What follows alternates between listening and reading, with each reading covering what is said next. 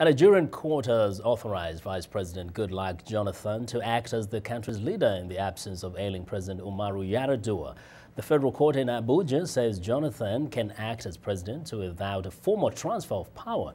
Joining us now with more on the situation in Nigeria is VOA's Chinedu Offor. Chinedu, lawyers now are saying, well, it's okay that Mr. Jonathan has been given the right to be an acting kind of president, but that's not enough. Powers have to be transferred to him so that he has executive powers. What is the significance of this if this was to happen?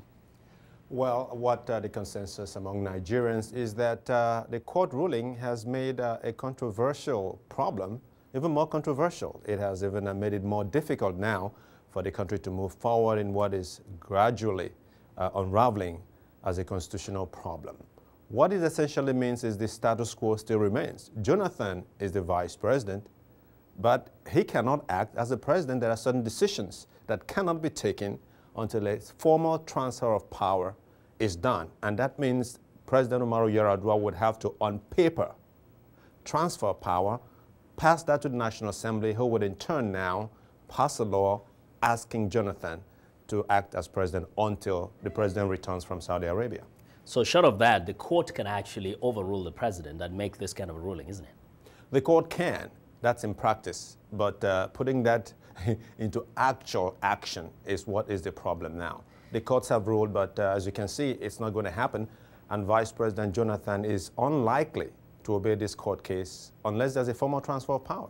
In fact, he hasn't even said anything so far. But then in the midst of all this, there is Nigeria's complicated system of the power sharing between the North and South. Give us a sense of how this situation is complicating that even further. And people say this is the heart of the matter. Every other thing is just politics.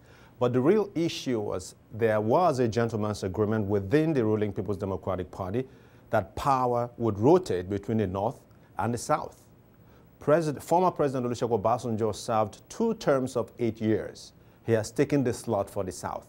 Now the North has the presidency, and it's expected that Yar'adua will serve 2 terms of 8 years before this happened. So the fight is, if you allow Jonathan to become acting president, it means power has now shifted again to the South in 2 years. And they are saying that is unacceptable based on that gentleman's agreement.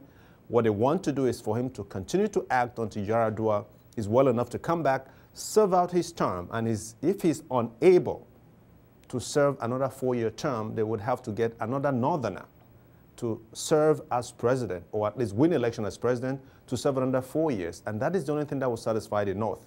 But a lot of people are saying this puts party interest above the interest of the country. Well, we want to thank you very much, Chinedu, for giving us those highlights. Chinedu Offor of the Voice of America.